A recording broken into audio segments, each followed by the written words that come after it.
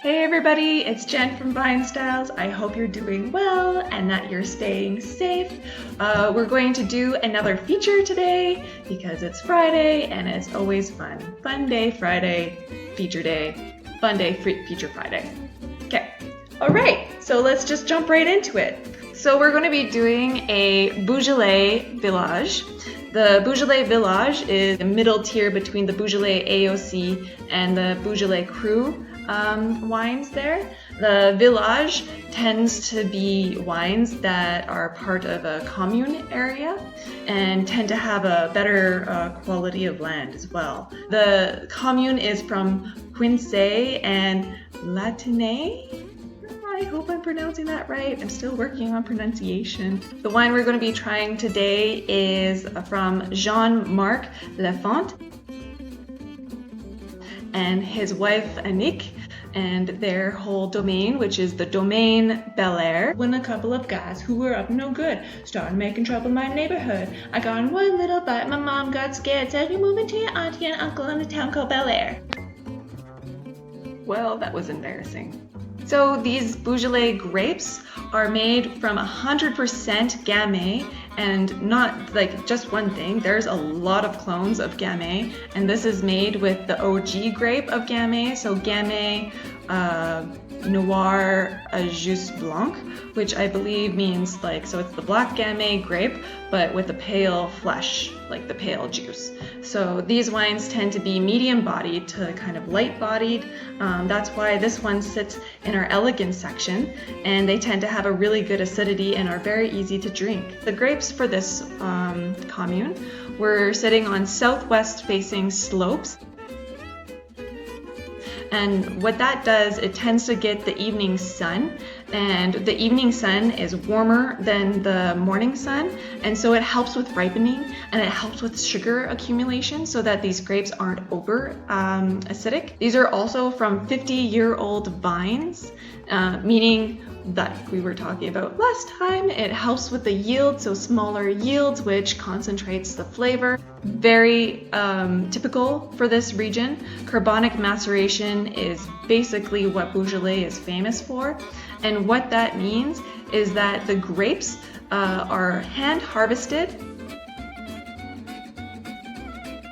gently brought back to the winery in whole clusters, so still on the little grapevine area, and then they're placed into vats where they undergo something called carbonic maceration, or this one in particular is a semi-carbonic maceration. And that means that it undergoes an intercellular fermentation. So within the berry grapes themselves, it starts to ferment, and a little bit of ethanol starts to form, and then trace amounts of flavor and aromatic compounds start to form, kind of getting notes of like a Hershey sort of note, very light fruit, kind of almost like a bubblegum sort of note. On with the tasting! On with the tasting! Okay, all right, so now let's try it. I'm cutting below the second lip here on the bottle. Reason being is because back in the olden days, the foil part used to be made out of lead. This is what I'm told. And if you cut at the top part here, when you would pour, it would still have trace amounts of lead, and it ended up poisoning people. That's a history thing. It's not happening now. Foils are now made out of, I think, aluminum or something else. But yeah, so now it's like tradition to cut around the second lid, or the second lip. Fun facts! Fun facts from Jen!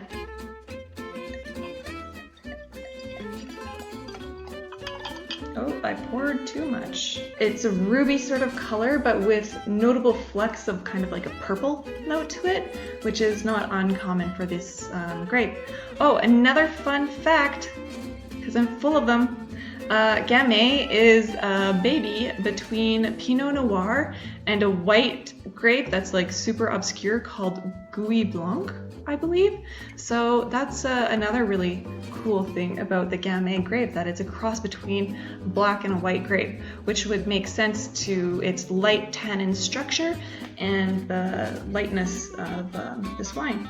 So it's not as punchy like the last wine that we tried, where when I opened it, it was like just crazy aromas were coming out. This is a little bit more, has a little bit more like finesse and delicateness to it. I like that black currant, that blackberry note, a lot of like those black sort of notes. I get some vanilla on there, and I definitely get that Hershey bubblegum sort of note to it.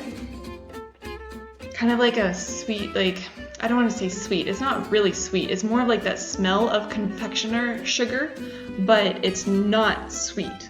Once again, flowers on there, but it's more like a lilac sort of note to it. Like a maraschino and a black cherry. Yeah, fun, cool. Oh man, that's so cool. So the one thing about this wine that I really like is that it definitely smells very black on the nose, like a lot of that beautiful black ripeness. And then on that palate, it definitely has a little bit more of that red sort of note to it, and I'm going to attribute that to the great acidity on this.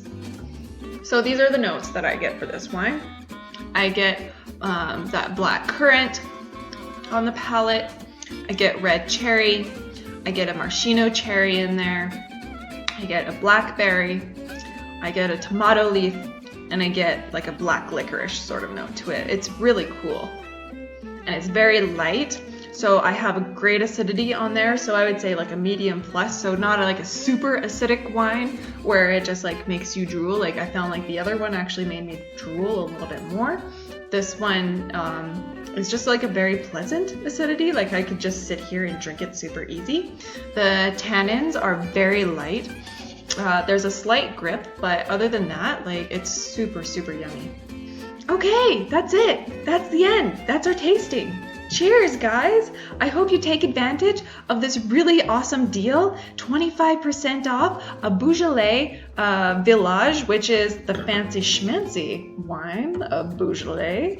And I hope you get a chance to try it. It's so versatile. It's good with the girls, out for lunch, a food wine. It has like that beautiful tomato leaf note to it that would go well with food, as well as just like a freshy, Hershey sort of note to it. And I'm excited for you guys to try a wine that has carbonic maceration on it. Blah, blah, blah. I can't speak. I'm sorry. Okay. But take a look.